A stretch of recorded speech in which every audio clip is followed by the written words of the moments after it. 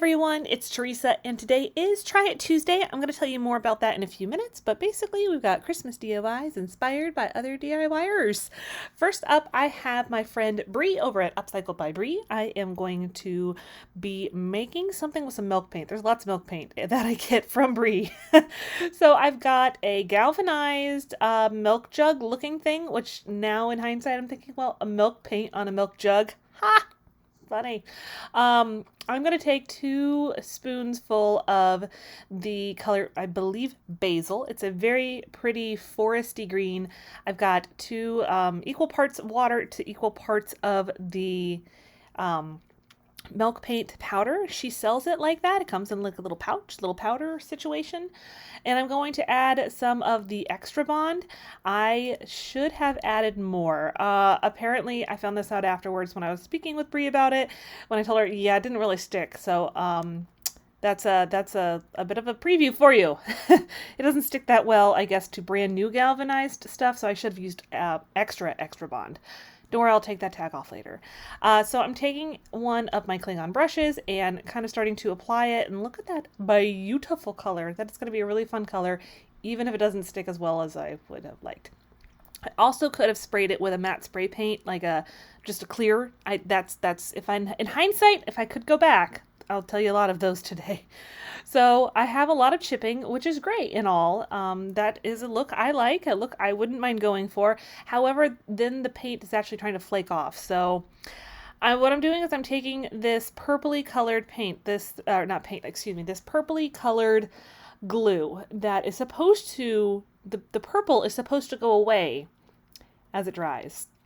It did not. I'll give you a spoiler alert. It did not go away. This is where this project started to really go awry. I'm like, okay, I'm going to glue it back down. It's going to stay. It's not going to go anywhere. And then it didn't really dry as well as I wanted, and it's okay. I'm going to use a stencil that I made myself, and that was actually from Christy Kane from Appalachian Home Co. She has a video, I'm going to have it linked below, like the whole gambit of directions of how to make the actual stencil yourself.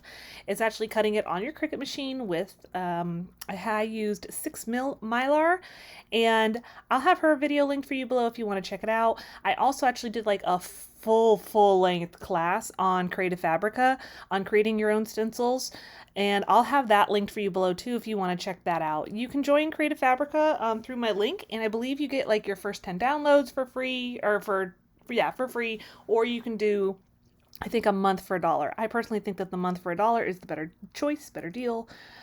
So once I've gotten it kind of settled in and taped down, I'm then going to go in with some of this black paint. This is a little black dress, I think, from DIY, and a JRV stencil brush. This brush, the actual bristles are super hard, and this was my first time using it. Sorry, it's a little off screen a little bit. I have a brand new camera setup, and I'm still getting used to it. But this brush is super hard, and so I'm kind of doing more of a pouncing, method as opposed to like a swirly method on this one, just because it was curved. I was afraid it was going to end up kind of making a big old mess. But can I just tell you, I'm in love with it. I used to always use like a sponge to apply it, and I'll never go back.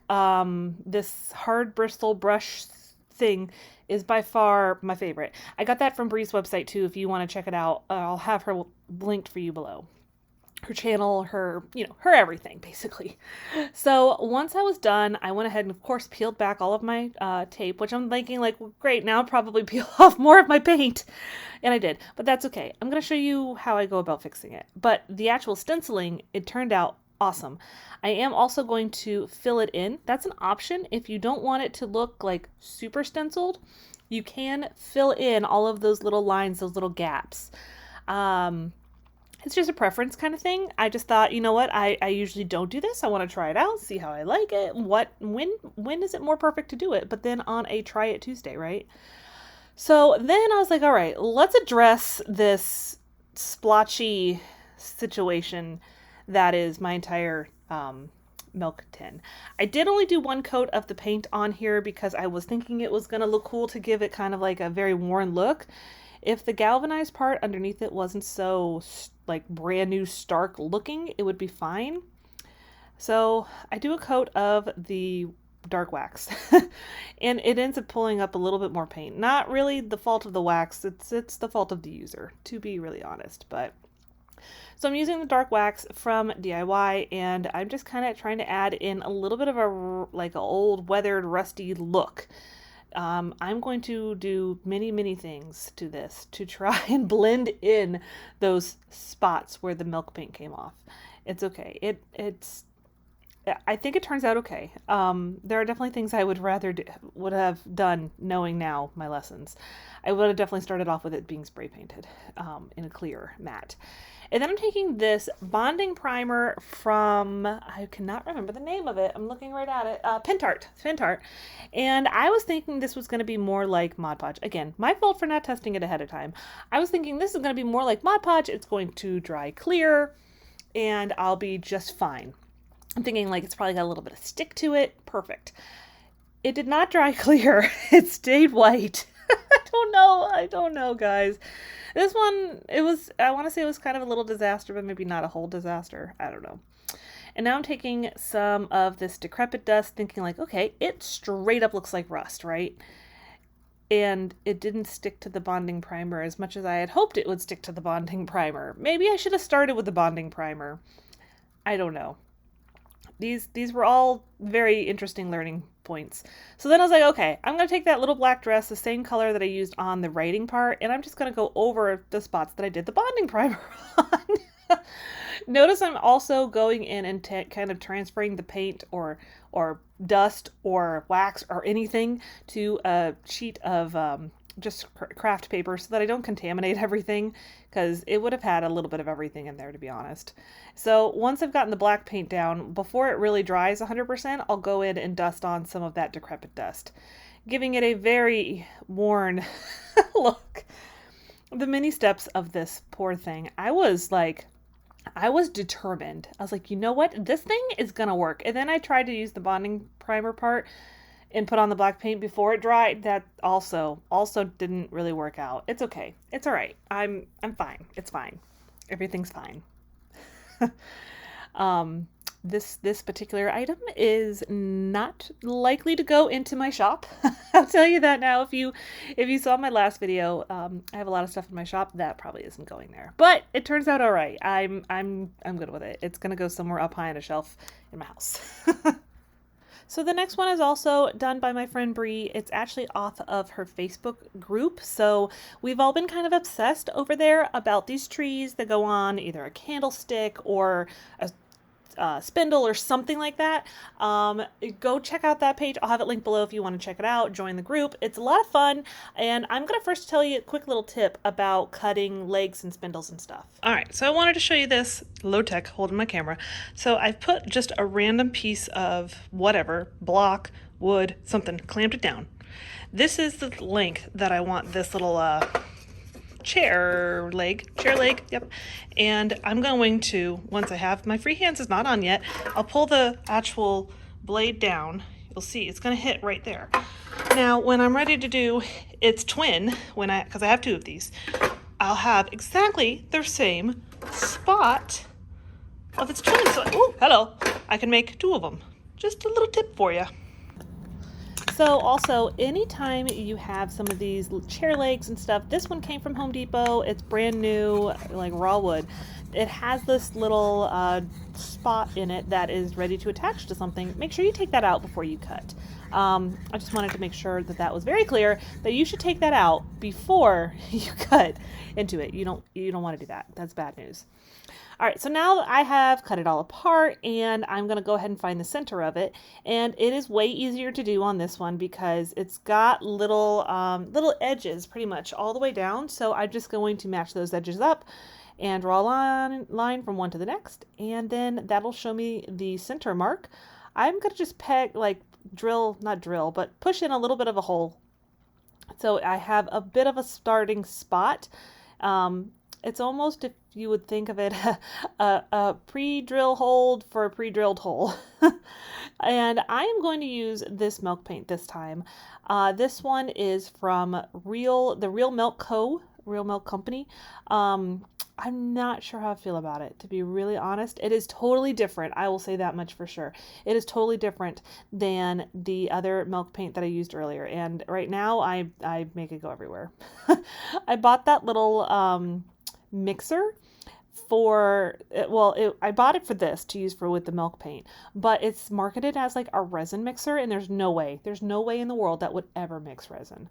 But I made this one. It is in the color cheesecake, which sounds delightful. It looks like, and it really and truly, when I was mixing it, it straight up felt like I was making myself a latte or something. So I'm just gonna coat this whole little I don't even know what to call it. It's like it wanted to be a spindle when it grew up, but it didn't quite make it. I don't know. I'm going to do this. I do have two of these ones, this identical one. And what's totally different about that milk paint is it was almost frothy. It was like foamy. I don't know. I'll have to check it today now that it's like sat for a while. I'll have to check it. Now this little piece here is not from that leg. That is actually from a coat rack that I found one morning on a walk. That was a lucky find because it had some beautiful spindle features. I do end up filling a little bit of the top part. It actually all screwed together, so it came apart on its own, and I took out the kind of the metal, I don't know what to call it, a screw, big screw connector, whatever it is. And then I'm going to paint this one in the color Lantern. This is another one that Bree sells from her, I think it's Sweet Pickins line that she carries. This one, it's a 1-to-1 ratio. It's actually the same milk paint company that the first project was made with. Now, it is going on a little bit of piece of wood that is already finished and stained and stuff. I did not apply any heat to it. I did not add any extra bond either, and it stuck pretty well. If I had done like some heat with it with the heat gun, it probably would have crackled and it would have looked really cool. I was lazy. My heat gun was outside, so that didn't happen. So now I've got all of my little pieces, and I'm going to start adding my waxes. I've already coated them all with a coat of clear wax, so it gives me a little bit more of it gives me a little bit more play with it. Like if I don't like it, if I find like there's too much in one spot, I can wipe it away a lot easier than if it was just going straight on the paint. So I'm really trying to emphasize this, all of the really cool like edges and features on these ones. These ones definitely got the most detail. So I'm glad I did them in the lighter color. That way I could add in the dark wax to really bring out those edges. And I love these things. I think they turned out really, really cool. And the milk paint on any of the pieces that were the raw wood, man, it just sucked right in there. It really, really just went in there. And then at first I was going to actually do a white wax on these little pieces, and I was like, yeah, sure, that sounds great. And then I was like, oh no, I can do the gold. I just got the gold. Sorry, that was a lot more excitement than you probably needed. But I've seen it both from my friend Bree and from Sammy from Unicorn Dust Designs, where they actually use this gold kind of just on the edges. I probably used too much. I don't know. This is my first time using it, and I have it because I've seen them use it, and I was like, I need that too. How often do you guys do that? Let me know down in the comments. Do you see things that we use or make and you're like, no, put it in the cart. Put it in the cart right now because I need it in my life. That was this gold wax for me, I guess. I think that a lot more often than I probably should. So with the darker ones were actually, I did a quick stain with some, I'm trying to remember what that one's called too. A weathered wood stain, I think is what it's called.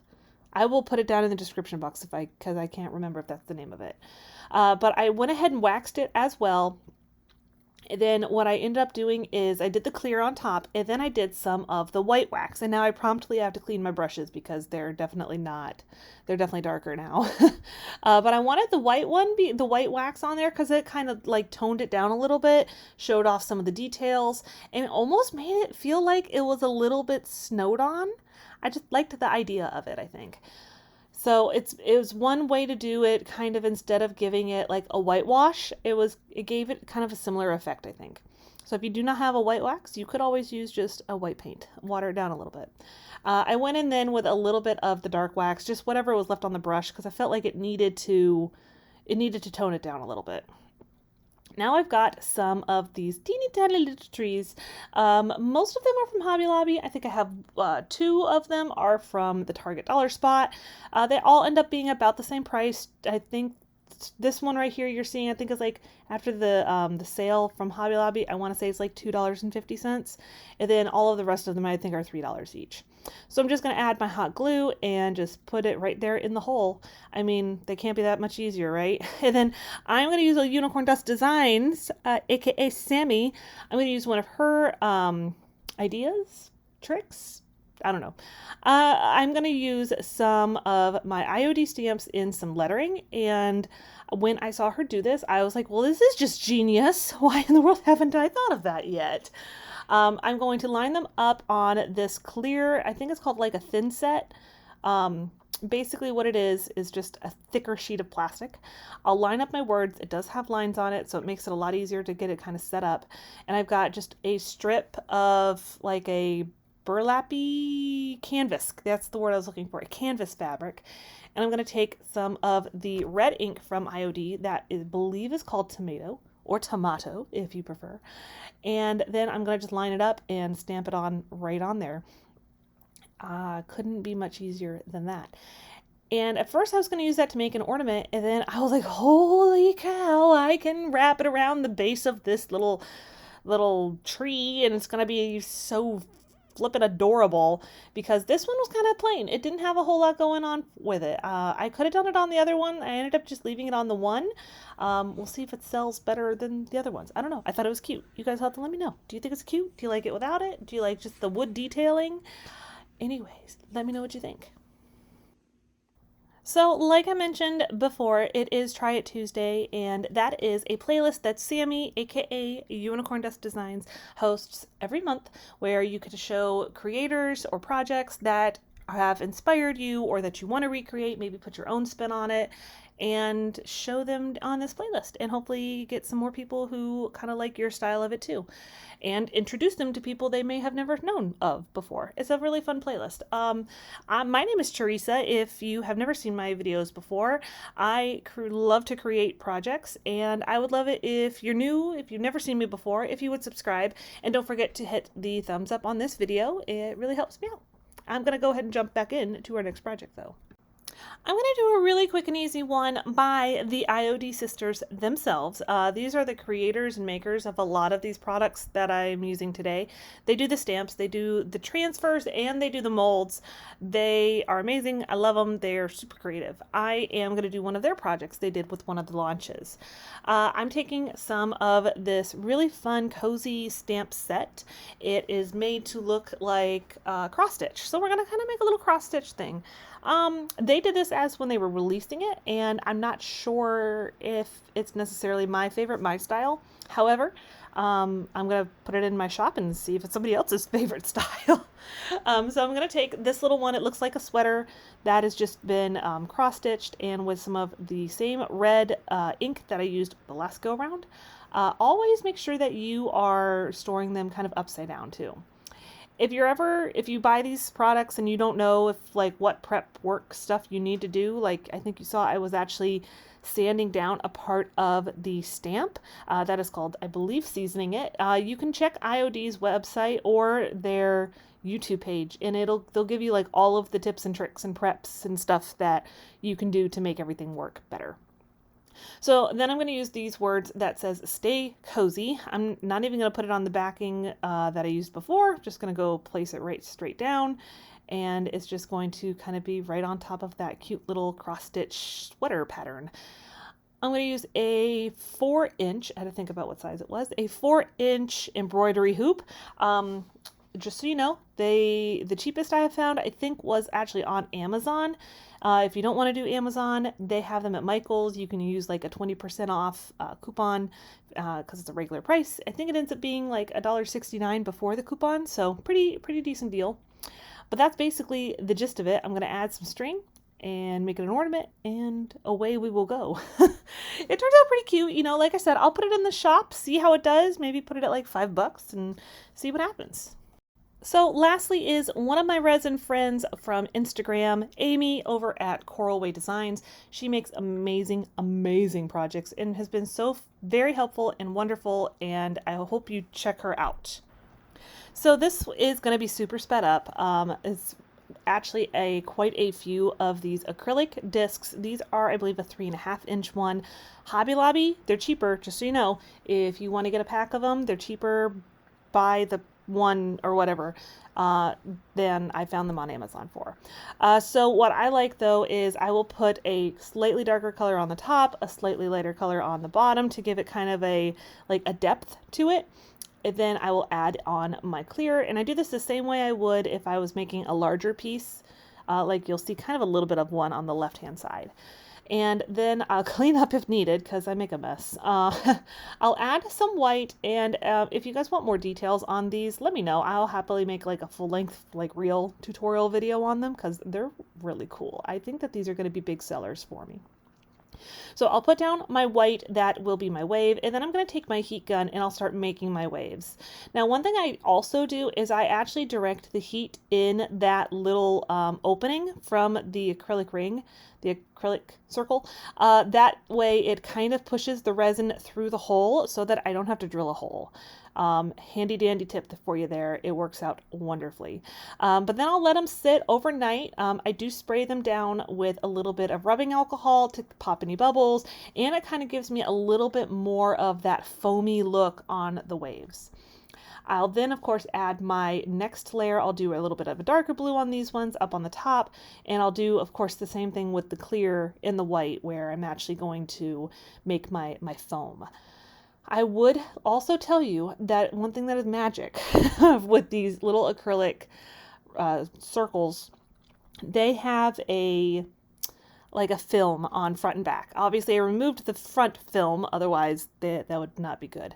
They have a film on the back too. I left that and was able, probably 95% of the time, I was able to remove it just by using my Cricut hooky tool thing, my weeding tool, to get the little drips of resin off. I didn't have to use my heat gun. I didn't have to scratch it up. I didn't have to sand it. I didn't have to heat it up, any of that. It's like magic. If you guys have done resin, you know, it's a magical thing when you don't have to use the whole tool setup to get the stuff off the back. And I didn't have to apply any extra tape or anything to the back side. So now, of course, I'm adding on my white for my waves. These are so cool.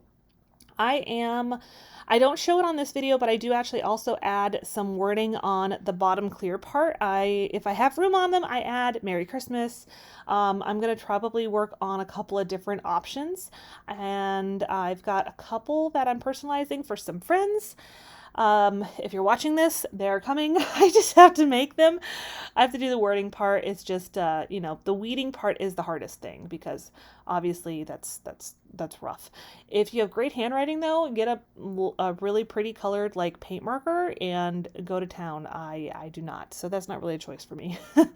But these work out really nicely. I think these are going to be so much fun. Such a great hit, I think. I'm doing a craft fair in a couple of weeks, so I'm hoping that these are a good seller. So I hope you guys liked them though, and I think that's about it for this whole project. All these videos, the Try It Tuesday fun stuff. Let me know down in the comments which one was your favorite, and if you have any questions or anything like that, and I will see you next time.